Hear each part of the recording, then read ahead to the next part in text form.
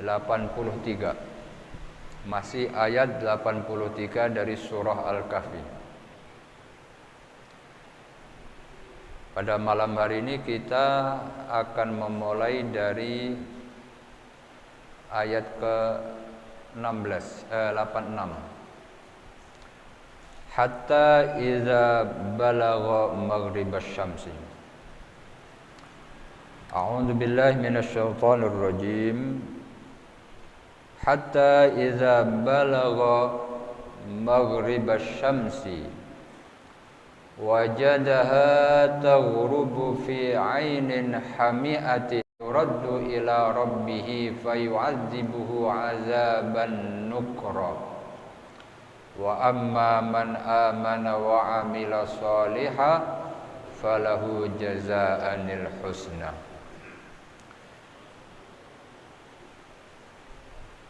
Hadirin hadirat jamaah sekalian dimuliakan Allah, kita masih meneruskan tentang cerita dari Raja Dzulqarnain, salah satu dari raja yang terbesar di dunia, di mana beliau dijuluki dengan Dzulqarnaini. Ada yang mengatakan Dzulqarnaini itu dua tanduk, Qarnun tanduk, Qarnaini dua tanduk. Ada yang mengatakan dikasih gelar Dzulqarnain karena kekuasaannya Raja Iskandar ini mulai dari ujung timur sampai ke ujung barat.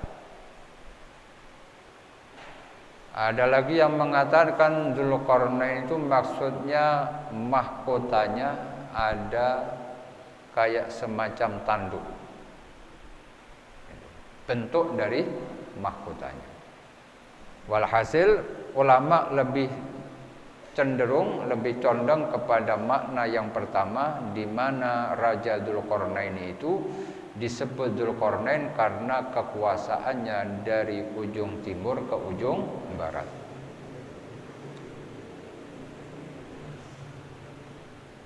Dzulqarnain ini bisa sampai ke ujung timur dan barat karena makkanna lahu fil ardi. Allah kasih kekuatan. Jadi orang itu bisa mempunyai kekuasaan di atas muka bumi ini kalau Allah berikan tamkin. Ayat sebelumnya itu inna makkanna lahu fil ardi. Allah berikan kekuatan, Allah kukuhkan, Allah perkuat atau Allah tempatkan orang tersebut sehingga dia bisa mempunyai kekuasaan di atas muka bumi ini. Wa atainahu min kulli syai'in sababa. Karena kita ini hidup di dunia tidak bisa simsalabim, tidak bisa langsung terwujud, tapi harus tetap melalui proses. Wa atainahu min kulli syai'in sababa. Siapapun dia, selama hidup di dunia, maka untuk mencapai sesuatu tetap harus melewati proses. Wa atainahu min kulli syai'in sababa. Fa'atba'a sababa. Dzulqarnain ini punya kemauan, ingin punya kekuasaan dari ujung timur ke ujung barat. Keinginannya itu dibarengi dengan ikhtiar. Jadi Dzulqarnain ini walaupun beliau itu adalah orang soleh yang diberikan kekuatan bisa menundukkan awan dan seterusnya, tapi keinginannya itu dibarengi dengan ikhtiar. Jadi tidak cukup hanya sekedar doa, tapi juga ada gerakan. Ada gerakan yang menunjukkan bahwasanya hamba itu ingin mencapai apa yang dia cita-citakan. Kita boleh berdoa, tapi apa yang kita doakan itu harus dibarengi dengan ikhtiar. Wa atainahu min kulli syai'in sababa. Fa'abba sababa. Karena hidup di dunia itu harus ada proses, maka Dzulqarnain itu mengikuti proses tersebut. Sehingga beliau mengerahkan tentaranya, sehingga beliau itu keluar mengembara bersama dengan bala tentara. Dalam pengembaraan itu bukan hanya tangan kosong, tapi juga membawa persenjataan. Hatta idza balagha maghribasy syamsi. Kalau orang sekarang ingin mencapai tujuan, umpama dia tidak tahu jalan, sudah ada aplikasi yang membantu agar kita sampai kepada tujuan. Ada map, ada waze, dan seterusnya. Jadi orang itu sekarang nggak ada istilahnya nyasar. Hampir dikatakan seperti itu. Karena umpama tidak tahu jalan, dia tinggal klik, nanti sudah ada yang mengarahkan dari aplikasi. Yang jadi pertanyaan, Dzulqarnain ini bagaimana dia bisa sampai dan tahu ke arah barat? Pada zaman dahulu itu belum ada aplikasi seperti map. Kok tahu itu arah barat? Belum lagi jalur yang ditempuh adalah jalur darat salah satunya. Di mana jalur darat itu tidak seperti sekarang yang jalannya serba mulus, atau jalannya itu ada tol dan seterusnya. Pasti ketika menempuh perjalanan itu melewati hutan belantara. Pengendaki gunung saja ketika mau mendaki gunung, dia harus tahu jalan yang biasa dilalui, biar dia tidak nyasar. Ini Raja Dzulqarnain belum ada map dan seterusnya, tapi bisa menemukan jalan. Dari ujung timur bisa ketemu ke ujung barat. Ini bagaimana cara? Disitulah kita akan menemukan yang namanya karomah, keramat, kemuliaan, kelebihan, keistimewaan yang Allah berikan kepada hambanya. Nah, di sini dalam kitab tafsir Al-Bahrul Madid karangan Al-Imam As-Sayyid Ibnu Ajibah Al-Hasani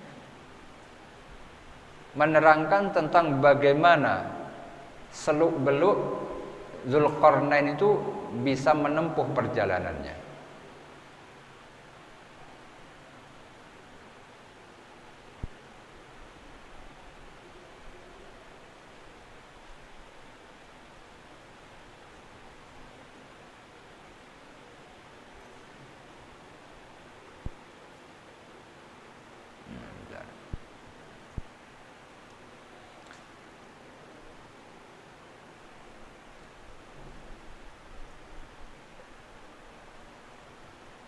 Jadi Allah memberikan kemudahan bitaisiril asbab wa quwwatil iqtidar haitsu sakhkhara lahu sahab wa madda lahu fil asbab. Jadi Allah berikan kekuatan, Allah berikan kemudahan. Terus wa basata lahun nur. Allah pancarkan cahaya. Ketika dalam perjalanan ada lampu otomatis, sehingga bisa mengetahui jalan yang mana yang akan ditempuh. Kayak kita lagi jalan nggak ada lampu jalan, kita akan takut nabrak sesuatu dan seterusnya. Ini Zulkarnain dalam menempuh perjalanan dari ujung timur ke ujung barat ada cahaya yang mengikuti.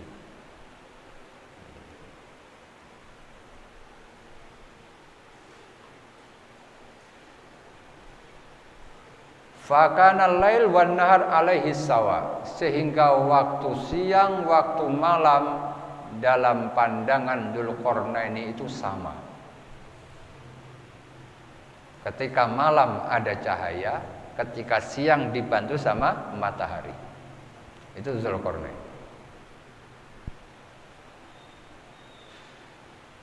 Jadi nggak perlu lampu. Kalau kita kan kemana-mana perlu lampu. Naik mobil harus ada lampu. Naik motor juga. Tapi kalau Dzulqarnain, Allah berikan keistimewaan, dia ada cahaya yang mengikuti, sehingga ketika waktu malam pun dia tidak akan kehilangan arah.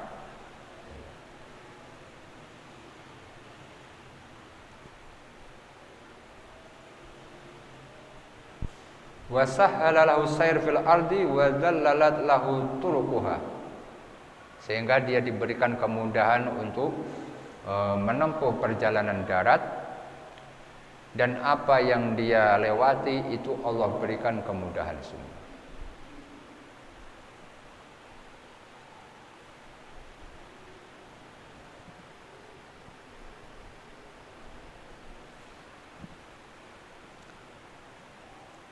Hatta idza balagha maghribasy syamsi, sampailah Dzulqarnain ini pada paling ujungnya daratan.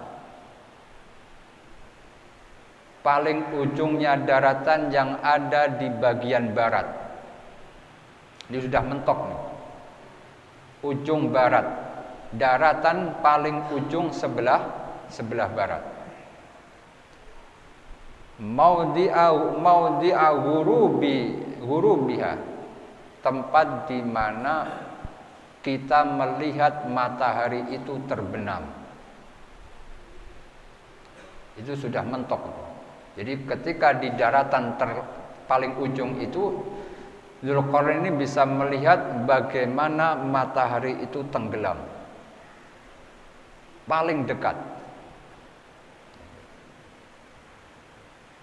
Jadi bukan berarti mataharinya terbenam di situ, tapi hanya pandangan manusialah yang seakan-akan matahari terbenam.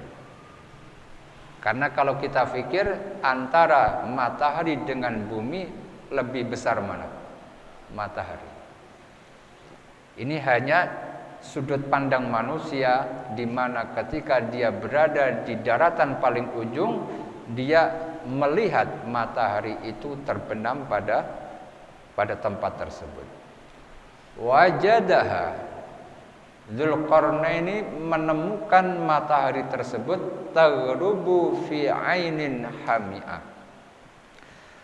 terbenam tenggelam di lautan yang hitam.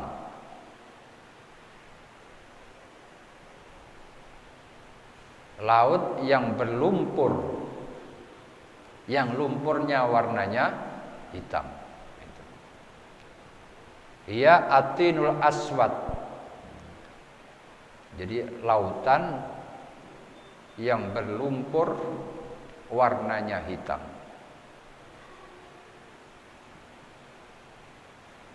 Wa wajada indaha qauma, ternyata di situ ada penghidupan, ada kehidupan, ada manusia yang ada di situ.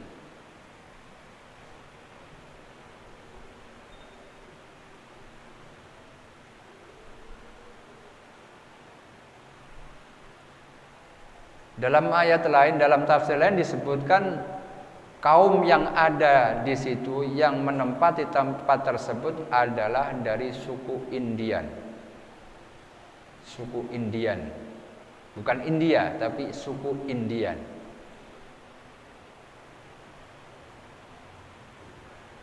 Jadi sukunya suku Indian.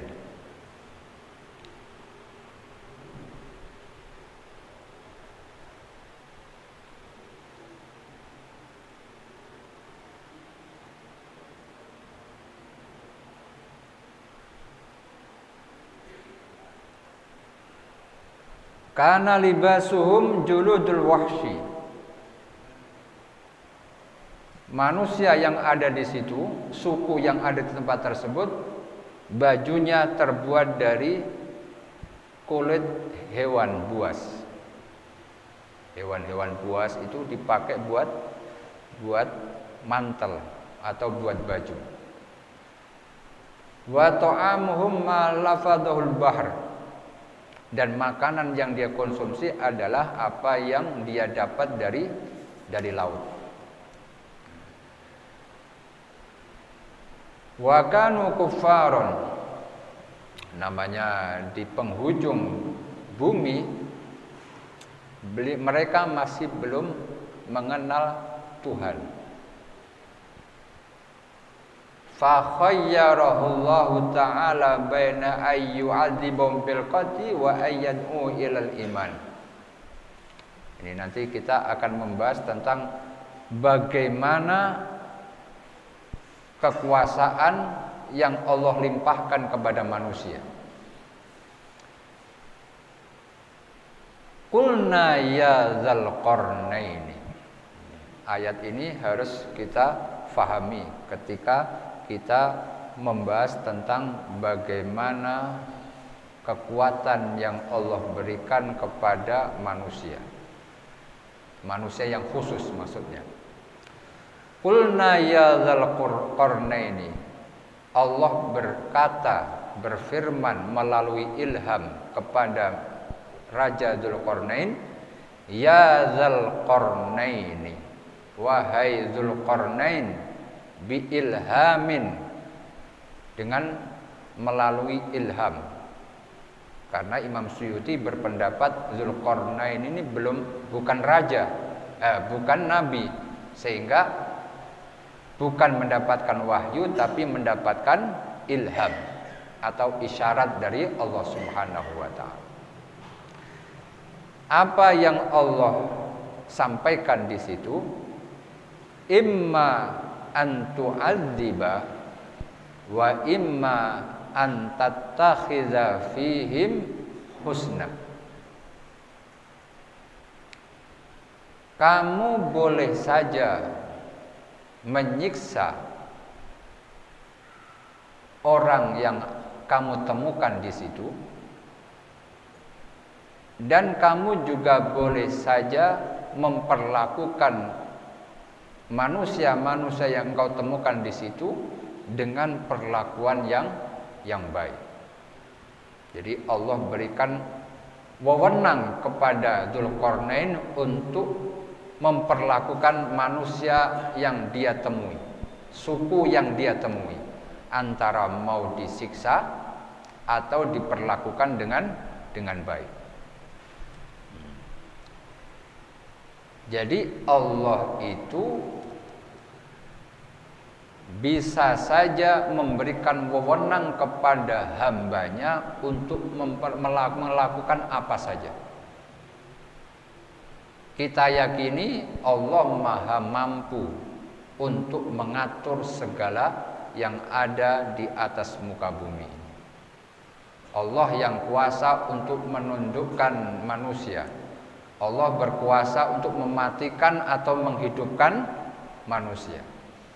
Allah berkuasa untuk membinasakan atau menyelamatkan manusia. Itu Allah punya kuasa.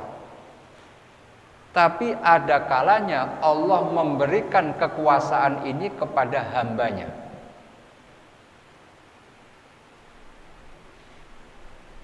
Sehingga seperti apa yang terjadi pada Dzulqarnain ini, Allah berikan kekuasaan kepada Dzulqarnain. Terserah dia mau membunuh kaum yang dia temui atau memberikan pelayanan yang baik, memperlakukan dengan baik. Itu Allah berikan wewenang. Nah, sebagaimana Allah memberikan wewenang kepada para kekasih-kekasihnya, para wali-walinya, kepada aulia-aulianya. Ada sebagian yang tidak percaya, mana mungkin manusia memutuskan sesuatu. Bukankah Allah lebih kuasa untuk melakukan sesuatu? Kenapa kok manusia yang memutuskan? Sebagaimana yang terjadi pada seperti yang diceritakan tentang manaqib atau biografi Al-Imam Al-Qutub Habib Abu Bakar bin Muhammad As-Segaf Gresik, itu salah satu. Jadi diberikan wewenang bahwasanya area Jawa Timur itu akan, jadi wali itu kadang dikasih info sama Allah. Ini yang namanya bala bencana harus terjadi. Karena sudah takdir yang tertulis, bala ini pada hari sekian, tanggal sekian, jam sekian harus terjadi. Dan tidak boleh tidak, harus terjadi. Sebelum ini terjadi, itu Allah limpahkan kepada kekasihnya. Dari manusia-manusia yang menjadi pilihan Allah, dari para orang-orang soleh. Melalui ilham Allah berikan informasi. Kalau kekasih Allah itu mengatakan silahkan diturunkan bala tersebut, maka terjadilah. Tapi kalau kekasih Allah itu bilang jangan ya Allah, ada harapan yang masih ada yang masih bisa saya harapkan untuk menjadi orang-orang itu akan menjadi baik. Saya masih mengharapkan orang-orang itu menjadi orang baik. Tapi bala harus turun. Gimana caranya? Maka bala itu biasanya diambil oleh kekasih Allah, diambil dengan sendirinya, sehingga kekasih-kekasih Allah itulah yang menanggung. Balanya tetap turun, tapi tidak turun mengenai orang lain, turunnya kepada diri seorang wali tersebut. Sehingga banyak sekali para kekasih-kekasih Allah itu mempunyai penyakit-penyakit yang sangat berat. Kayak Habib Ja'far bin Syaikhan As-Segaf Pasuruan, itu seperti itu. Jadi mereka menanggung balanya orang yang seharusnya turun, tapi karena mereka masih punya rasa kasihan, sayang kepada umat, akhirnya beliau sendiri yang menanggung. Itu sebagaimana yang terjadi kepada Dzulqarnain. Allah berikan wewenang. Terserah kamu wahai Dzulqarnain, ini kaum kamu habisi atau kamu selamatkan, itu aku pasrahkan kepadamu. Akhirnya jawaban Dzulqarnain mengatakan, qala amma man zalama. Adapun mereka yang masih zalim, bisyirki, diajak beriman kok enggak mau, fasaufa nu'adzibu, maka yang enggak mau itu yang akan kami siksa. Naqtuluhu, kami akan dibunuh di tempat. Karena Dzulqarnain itu misinya di dalam meluaskan kekuasaan, misinya salah satunya adalah mengajak manusia untuk masuk ke dalam agama Allah. Yang enggak mau, maka konsekuensinya akan dibunuh di tempat oleh Dzulqarnain. Amma man dzalama fasaufa nu'adzibuhu, akan kami siksa, akan kami bunuh. Summa yuraddu ila rabbih, kemudian dikembalikan posisi orang yang kami bunuh itu kepada Allah. Fayu'adzibuhu 'adzaban nukra, dan dia nantinya akan diazab dengan azab yang lebih pedih lagi. Karena apa yang dilakukan di bumi dalam bentuk dibunuh itu masih belum ada apa-apanya dibanding dengan siksaan Allah yang ada di neraka.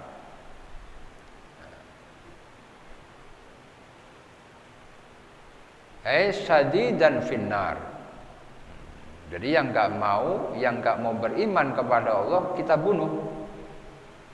Dan nanti ini orang bakalan disiksa lebih parah lagi di neraka, begitu. Wa amma man amana, adapun yang mau beriman, wa amila shalihan, dan mau beramal baik, falahu jazaanil husna, maka bagi orang tersebut akan mendapatkan balasan yang baik.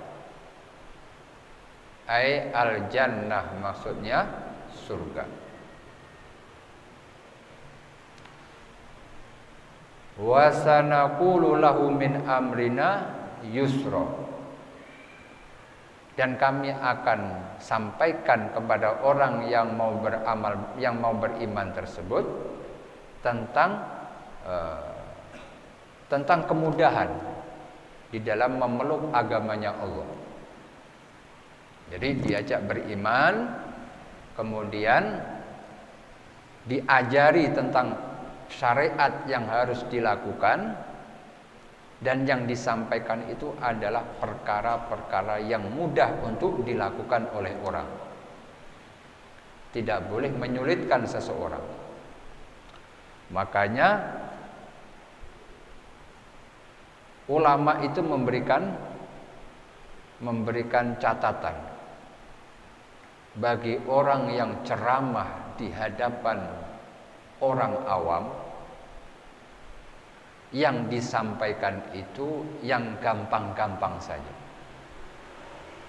tentang syukur nikmat, tentang pengenalan hukum-hukum Allah, tentang pahala, tentang surga. Tidak usah diajak atau disampaikan hal-hal yang menyulitkan, seperti perbedaan pendapat, kemudian apalagi dimasukkan dalam agama plus politik. Itu orang awam bingung. Ngaji kayak begini kemudian disisipi dengan politik, itu orang awam bingung. Dikhawatirkan yang menyampaikan ini adalah sesuatu yang benar, tapi karena yang dengar orang awam, khawatirnya justru salah persepsi, nangkepnya salah, sehingga justru menjadi fitnah. Makanya lebih baik ketika menyampaikan kepada orang umum itu adalah sesuatu yang sifatnya mudah. Seperti halnya Dzulqarnain, yang enggak beriman dibunuh, yang mau beriman diperlakukan dengan baik dan diajarkan sesuatu yang mudah. Wa sanaqulu lahu min amrina yusra, yang gampang-gampang saja, yang kira-kira orang awam itu bisa melakukan.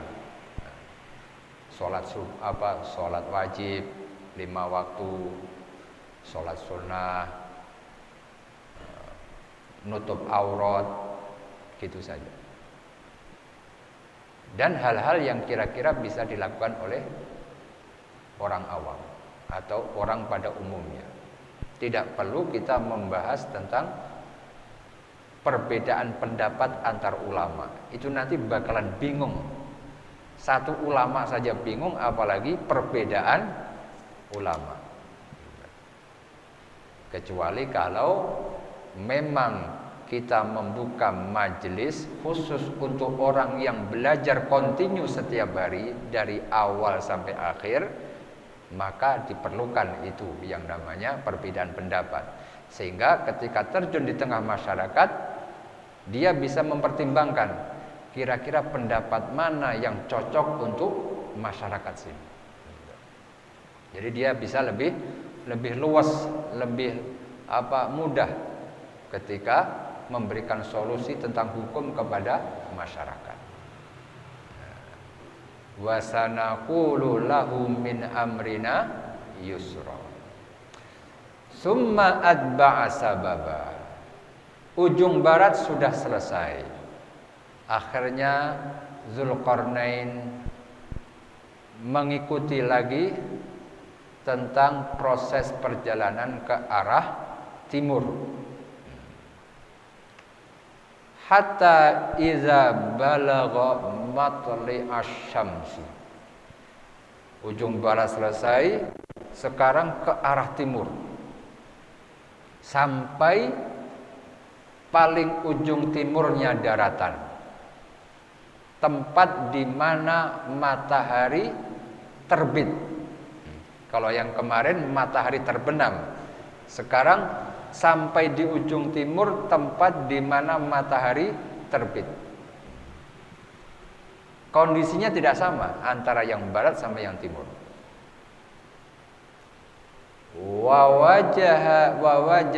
Wajadaha tatlu'u ala qaumin.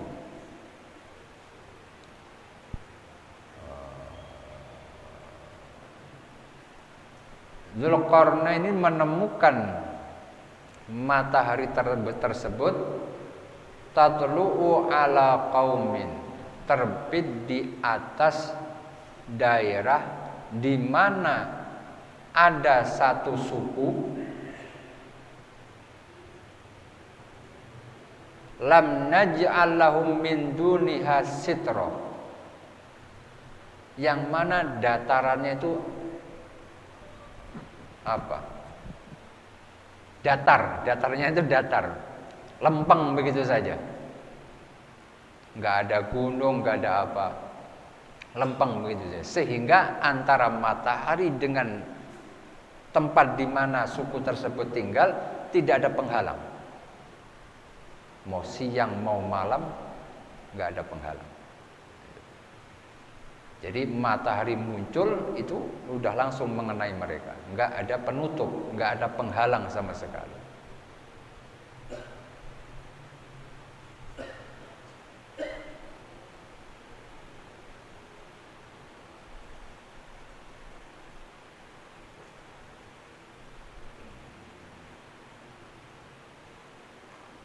Li'anna ardhum la tahmilu binaan, karena tanah yang ada di situ tidak bisa dibangun oleh sesuatu.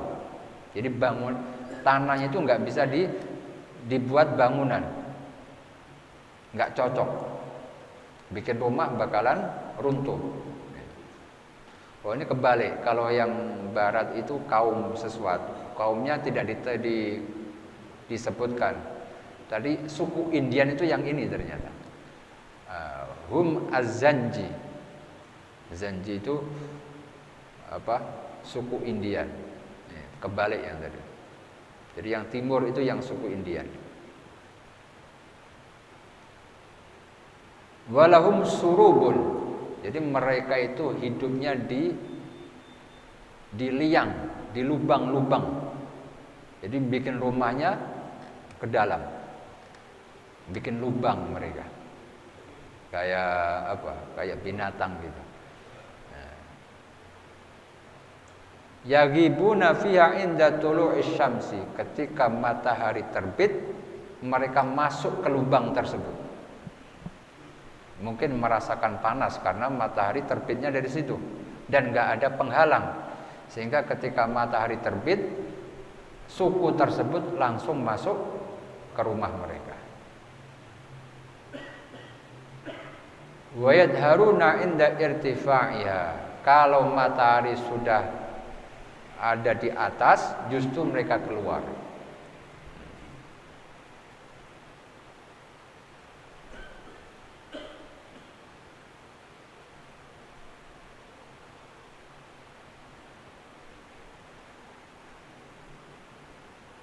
Kadzalika, dan seperti itulah apa yang diceritakan oleh Allah.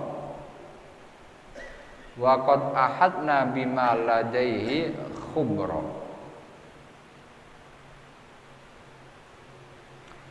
Telah kami liputi apa yang dimiliki oleh Dzulqarnain ini, berbagai macam peralatan, kemudian pasukan dan seterusnya.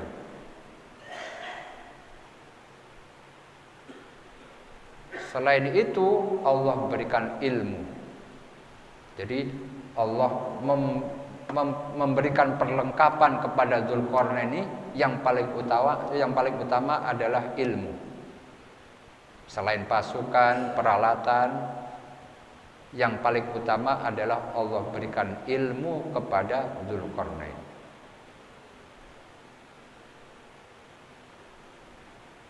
Summa atba'a sababa. Kemudian Dzulqarnain itu mengikuti proses itu. Hatta iza balagha bainas saddaini. Sampai pada masanya Dzulqarnain itu menemukan dua lereng gunung. Wa wajada min dunihima qauman la yakaduna yafqahuna qawla.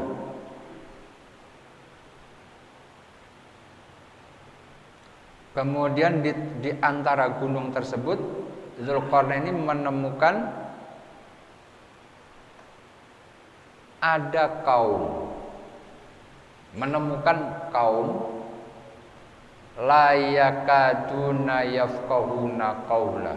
Diajak ngomong nggak nyambung. Jadi bahasanya lain.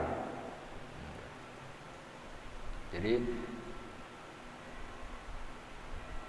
yang ditemukan tetap manusia. Jadi nggak ada ceritanya manusia itu keturunan kera dan sebagainya, nggak ada. Walaupun di ujung barat, di ujung timur, tetap model dan bentuknya manusia. Dan mereka punya bahasa. Nah, ini yang ditemukan yang selanjutnya ini adalah Dzulqarnain ini menemukan satu komunitas layakadunya hampir-hampir yafqahuna qawla.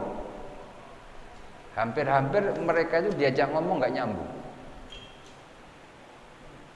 Kalau primitif iya, tapi tetap manusia gitu.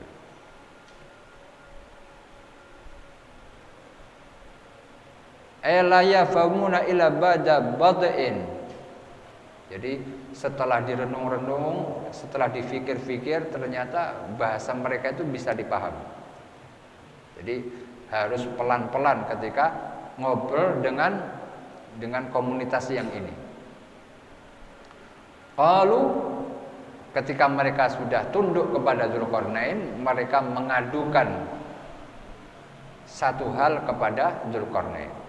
Ya Dzulqarnaini inna Ya'juja wa Ma'juja mufsiduna fil ardi fahal naj'alu laka kharjan ala an taj'ala bainana wa bainahum sadda. Ini kaum, ini komunitas punya musuh bebuyutan. Namanya Ya'juj Ma'juj. Ini awalnya Ya'juj Ma'juj masih lepas. Masih liar, belum dibikin benteng. Jadi Dzulqarnain itu ada pengaduan bahwasanya komunitas ini, suku ini sering diserang sama Ya'juj Ma'juj. Yang diambil adalah hasil panennya, ternaknya, apa saja. Mereka kalau sudah nyampe ke situ habis. Setelah menjarah balik lagi ke sarangnya. Sehingga suku ini minta kepada Dzulqarnain bagaimana caranya agar kami bisa selamat dari kaum yang namanya Ya'juj Ma'juj. Karena kekuatannya berbeda, cara hidupnya berbeda. Kemudian kalau sudah punya kemauan, mereka akan mengambil apa yang dia mau. Sehingga Dzulqarnain ini diminta oleh suku tersebut cari solusi bagaimana caranya agar kami ini selamat dari Ya'juj Ma'juj tersebut. Insya Allah kita akan sampaikan pada pertemuan yang akan datang. Kita tutup malam hari ini dengan bacaan Subhanakallahumma wa bihamdika asyhadu an la ilaha illa anta astaghfiruka wa atubu ilaik. Assalamualaikum warahmatullahi wabarakatuh.